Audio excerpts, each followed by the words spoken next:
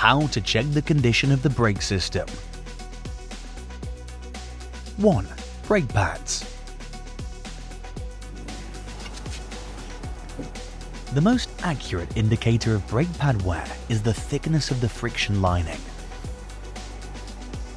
Measure the thickness of the lining with a caliper and compare the measurement with the value specified in the technical documents provided by the car manufacturer.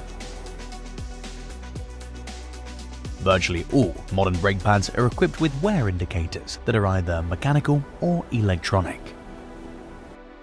Mechanical indicators consist of a curved metal strip attached to the brake pad backing plate. When the friction lining is worn to a critical thickness, one end of the strip becomes level with the surface of the lining and comes into contact with the brake disc, causing a grinding noise.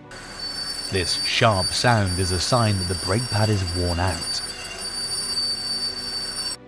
Electronic indicators are made as a soft metal probe electrically connected to the brake pad warning light on the dashboard. In the case of electronic parts, when the lining becomes critically worn, the electrical contacts close and the warning light is illuminated on the dashboard. There are two types of electronic wear indicators. External, mounted on the metal backing plate of the pad in a special slot in the lining. This type of sensor is removable and can be reinstalled on new brake pads. Integrated, these devices are fitted inside the brake pad and are always replaced together with the brake pad.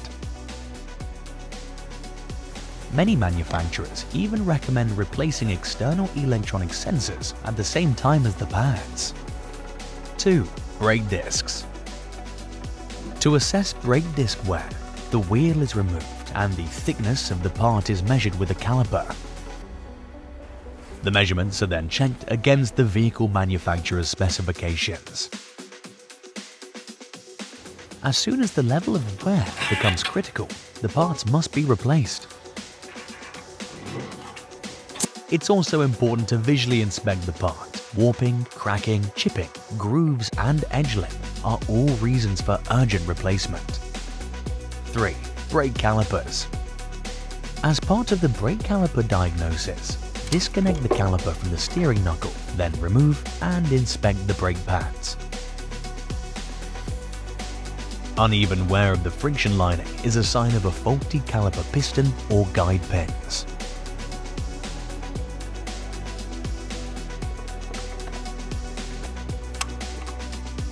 During disassembly, make sure to check how worn the seals and metal components are.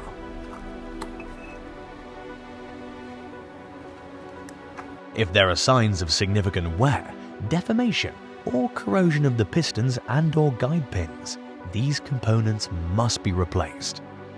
A brake caliper repair kit usually contains all the necessary parts. Autodoc. All car parts at the lowest prices on your phone. Try it for yourself.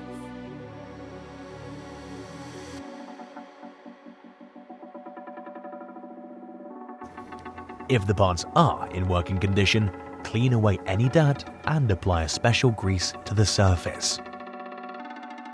Please note, regularly inspecting the brake calipers will help you to avoid repairing the assembly and limit maintenance to the replacement of dust boots or seals. 4. Brake hoses. Carefully inspect the brake hoses for cracks, splitting, tears and swelling. A defective hose can cause brake fluid leaks and brake system failure.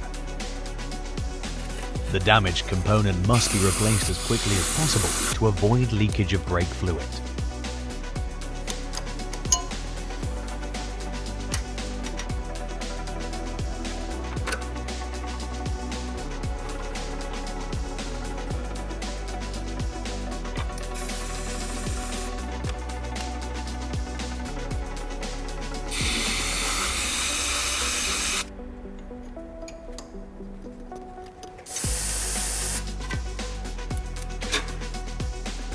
After installing the new part, the vehicle's brake system must be bled according to the repair instructions.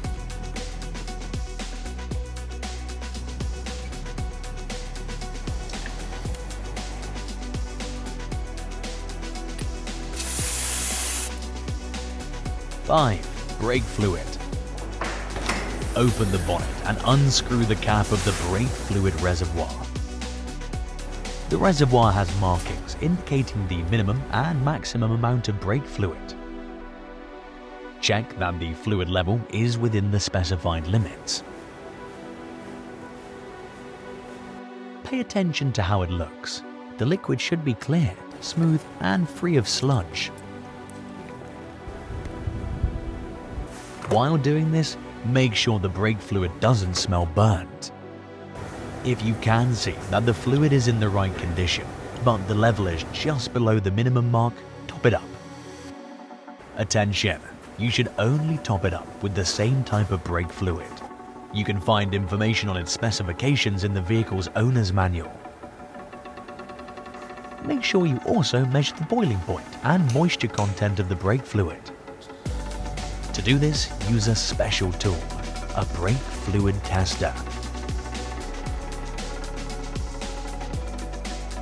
6. Brake lights. If the brake lights are not activated when the brake pedal is pressed, first check that the fuses are in working condition. Access the fuse box under the steering wheel and in the engine bay. Find out which fuses are responsible for the brake lights. Pull them out and check if they're blown.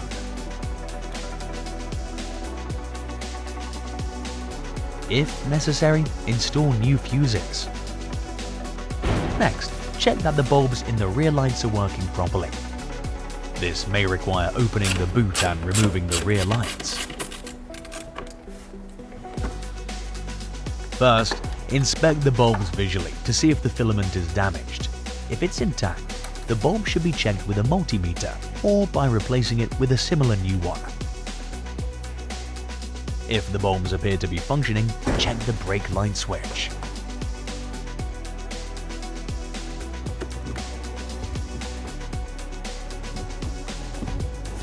A broken light switch can be caused by contact oxidation, corrosion, or burnt contacts. In this case, it's necessary to remove the part and clean the contacts. If cleaning doesn't help, the switch may need to be replaced.